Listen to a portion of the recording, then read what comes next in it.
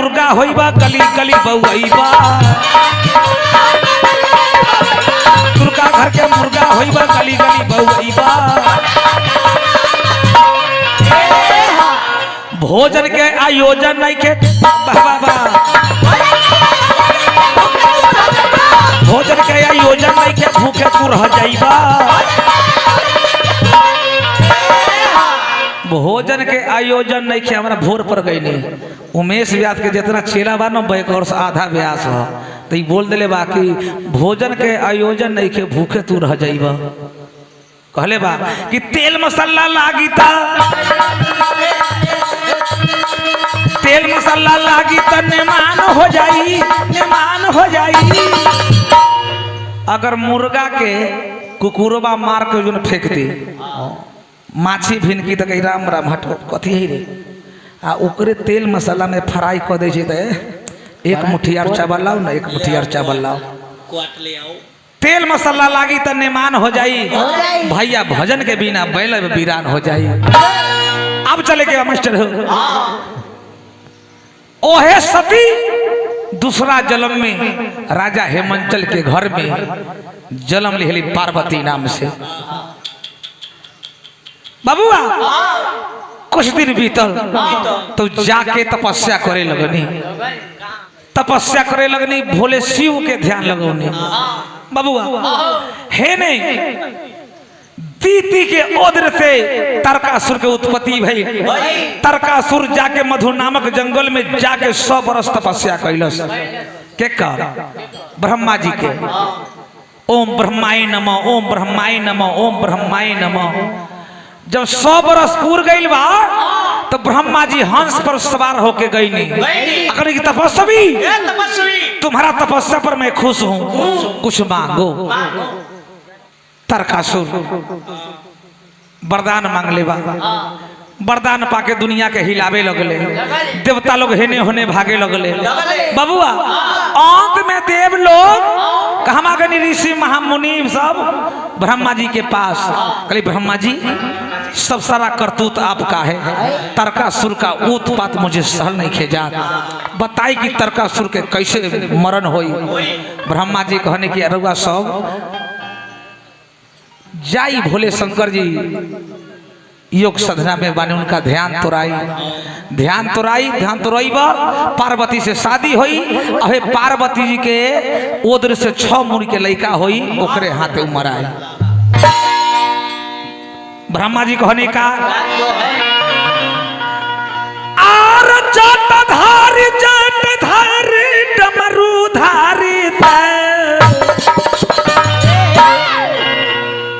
तो जाके बतिया कह तू जटाधारी से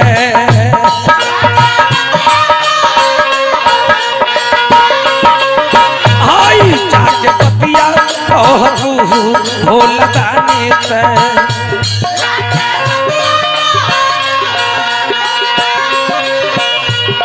जटाधारी डमरूधारी जाके बतिया कह जाओ त्रिपुरा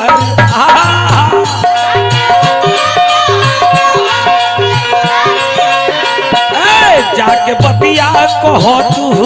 जटाधारी से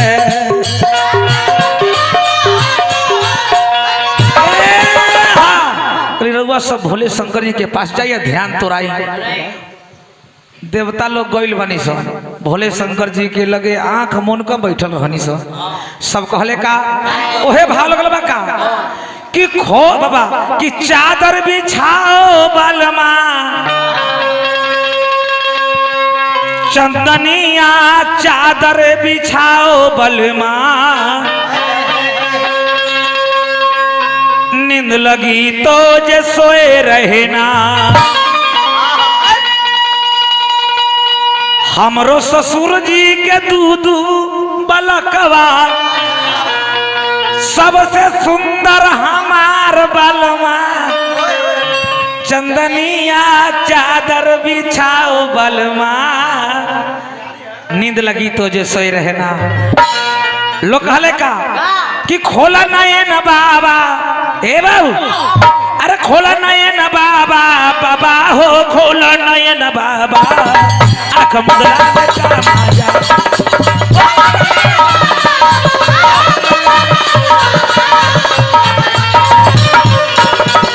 खोला नयन बाबा बाबा हो खोला नयन बाबा आँख मुदला में काम आ बाबा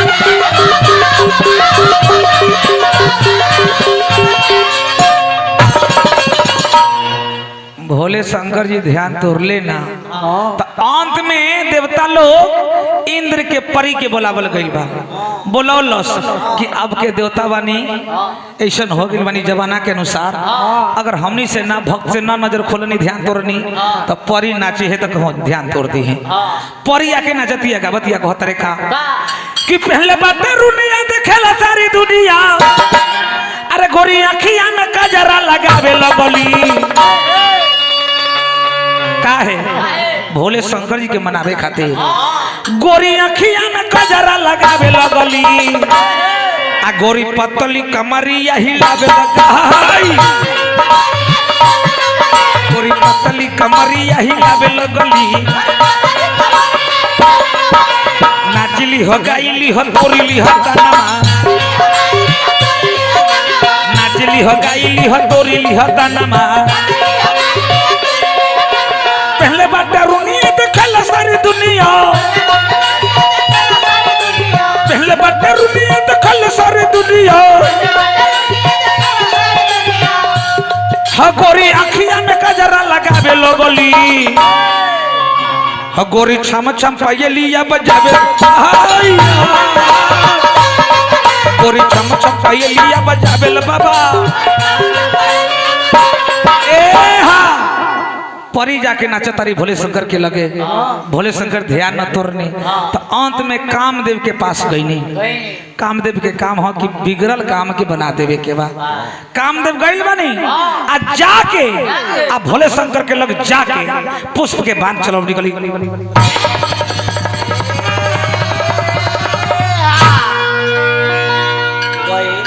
कि कामदेव बाल मना मारे मारलस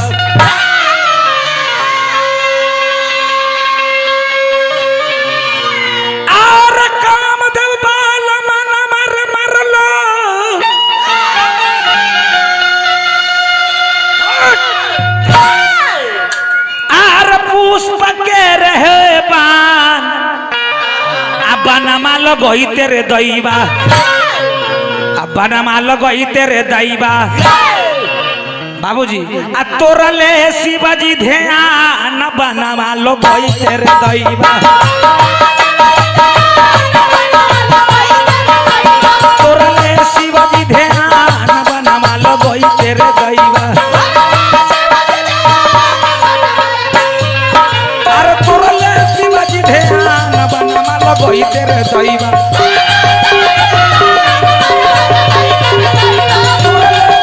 ध्यान बनमा लगोई तेरे दैबा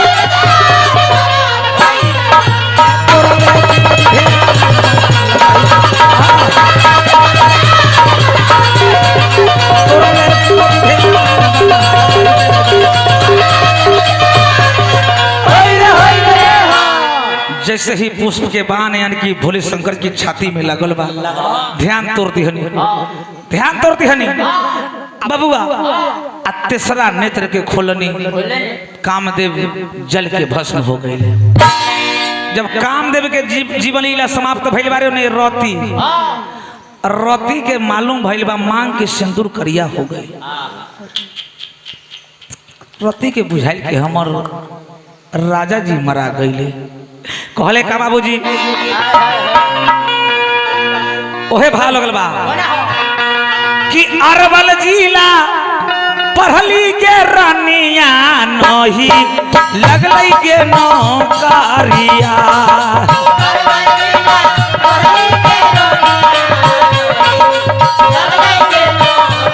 ए अरवल जिला पढ़ली के रानिया नही लगलई के नौकरिया अरवल जिला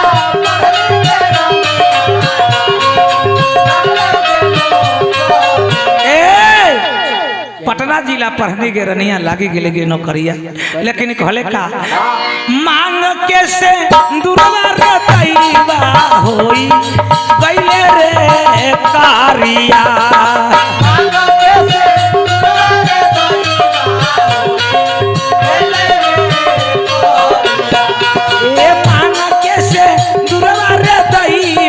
होई गिलैरी कारिया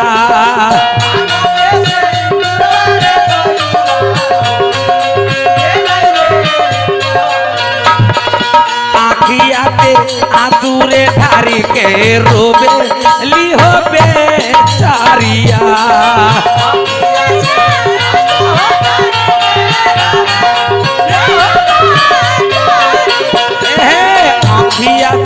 आंसुआरे धारी के रोबे लगली बेचारिया।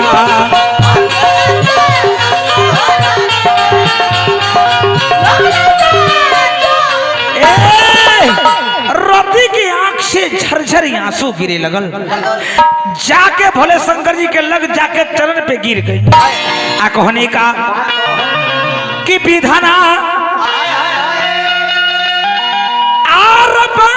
तू कैलो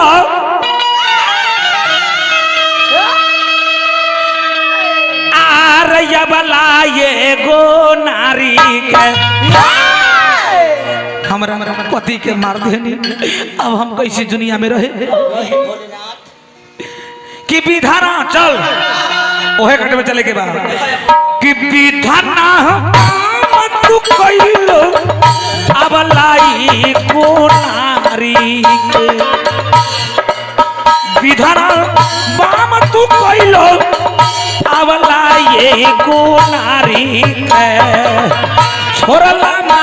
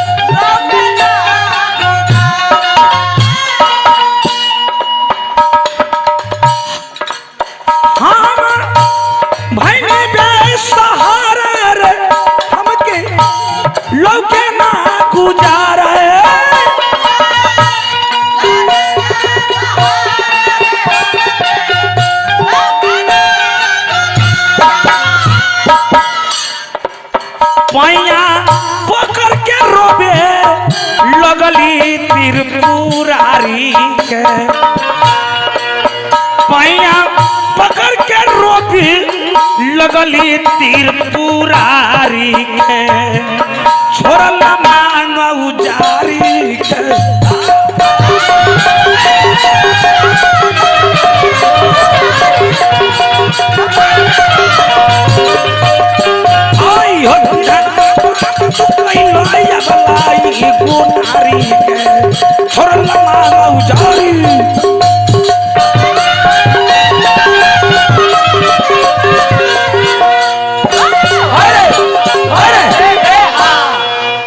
रति जाके भोले शंकर जी के चरण से रोवे लगने।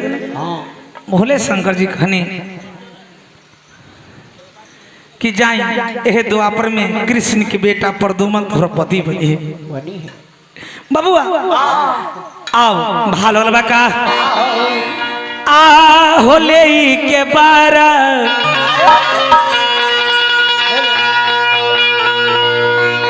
दाना माखे आ बला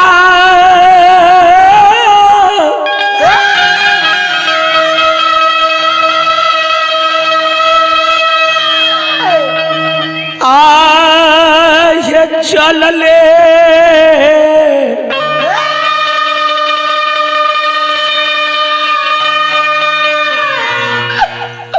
भावना गया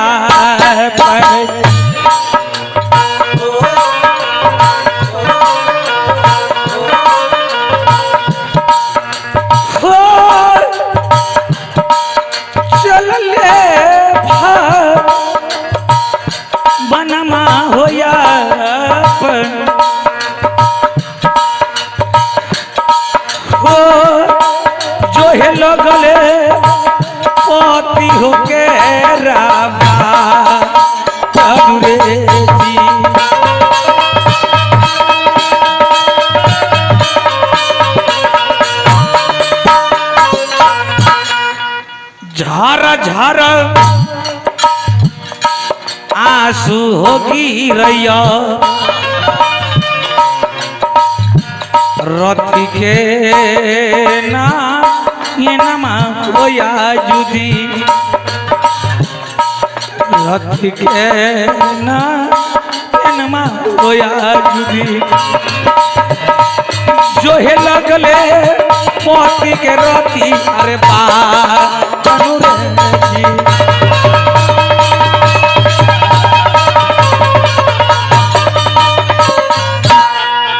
होने रति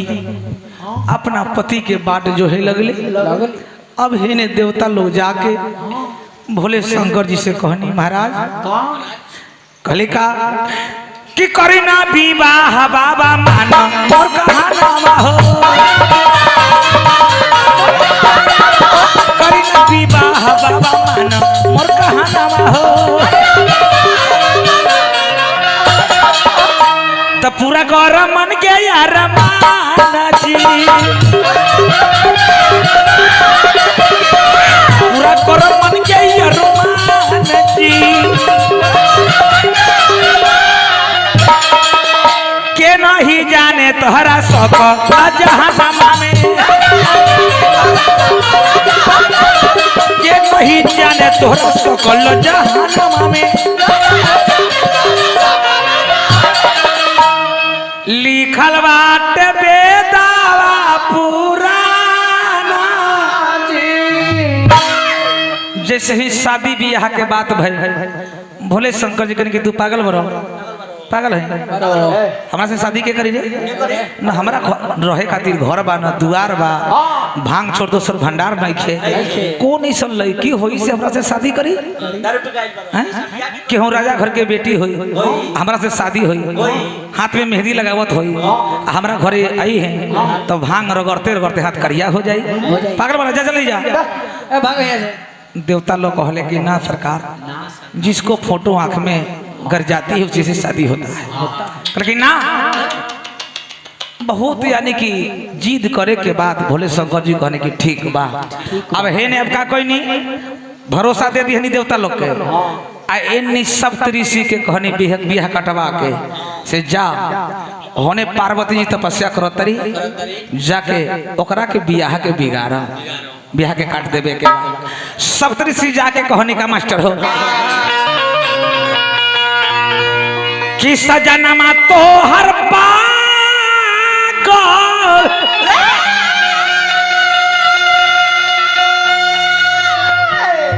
आर बलमुआ तो हर पागल बलमुआ तो हर पागल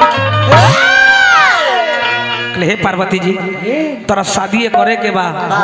दुनिया में किसी किस्म के लड़का बा वो काहे तू पगला से तू शादी करे के चाहता रू ओहे पगला कामदेव के जला के भस्म कर दिले बा हो सकले कि तोहरो जरा दी है का बलमुआ तो हर पागल आर राजा जी तोहर पागल सजनमा तोहर पागल तो सजनमा तोहर पागल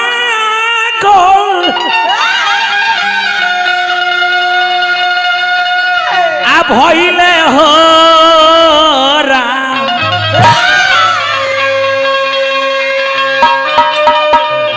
तो बलमुआ तो हर पागल होय रे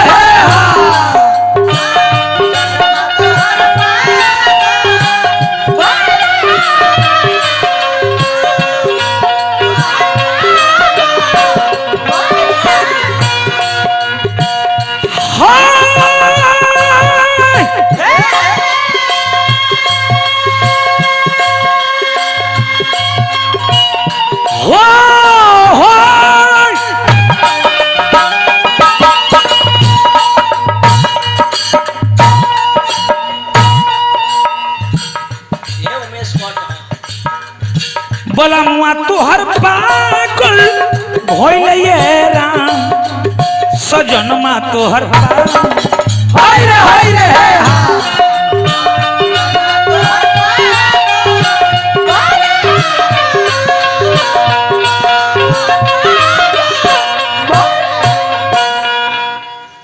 सप्तऋषि के बात सुन के पार्वती कहने की ना जब करे तो वही से करे काहे न हमरा के जला के भस्म कर दी है चाहे कुछ करी है लेकिन करे तो मोहे महादेव से करे। फिर सप्तऋषि लौट के गई भोले शंकर के लगे। भोले शंकर कहने की बताओ का भाई वो माने के चाहत नहीं थे। तो अंत में भोले शंकर जी अपने जोगी के भेष बना के अपने बियाह बिगाड़े खातिर गई हम बहा लगल बा का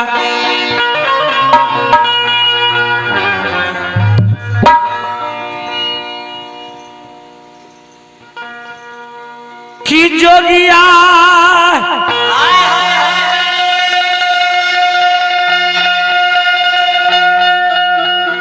क्या भेषवा हो धैली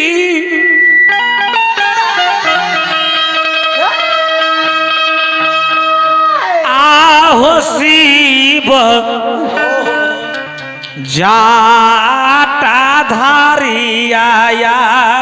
शिव जाटा धारी चली भैले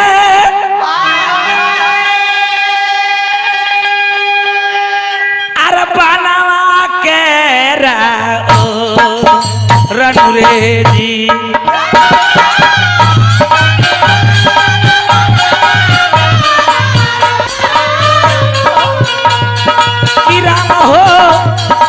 भाईले बनाना कीरा ओ रनु रे जी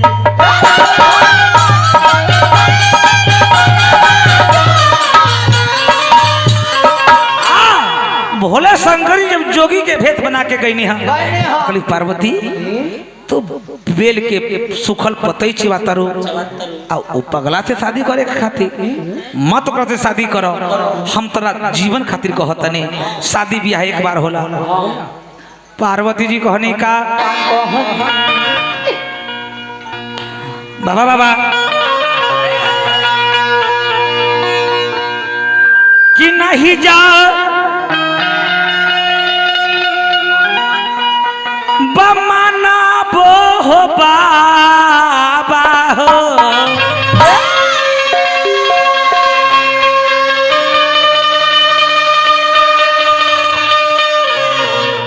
आहो पातिया हो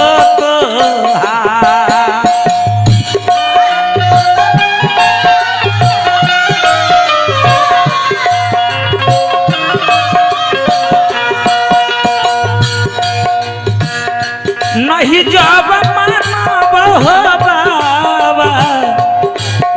आहो बातिया हो तो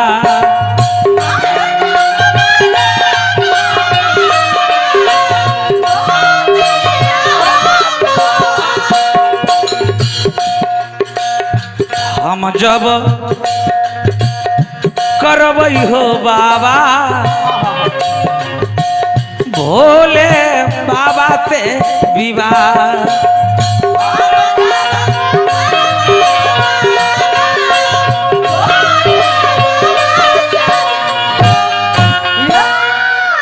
कहले कि जब शादी करे तो उनके से करे मैं राउर का जाता कहले कि बात मानो कही तो हम दूसरा लड़का से शादी कर तू राजा घर के बेटी बारू बारू तो ओकरा पगला से शादी करे के चाहता रू तो कहले का आहो चाहे जाना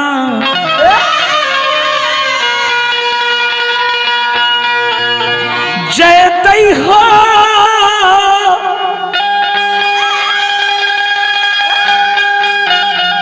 बाबा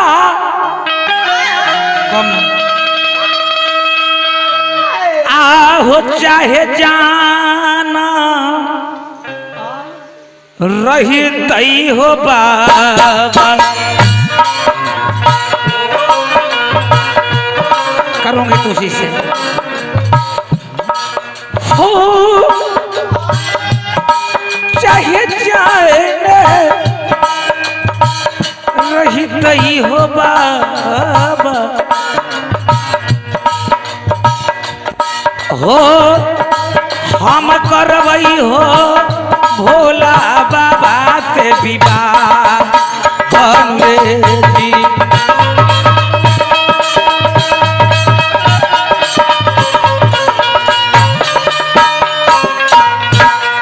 कि जब करे तो वैसे करे। भोले शंकर जी भी अपना चल गए कैलाश पर्वत पर। सारा बात हो गई बा, कथबा के हिजा छोड़ो तनी 3 बज गई बा। अब चली सोहर से सेवा लेवे के बा, अब बंद कर दियो।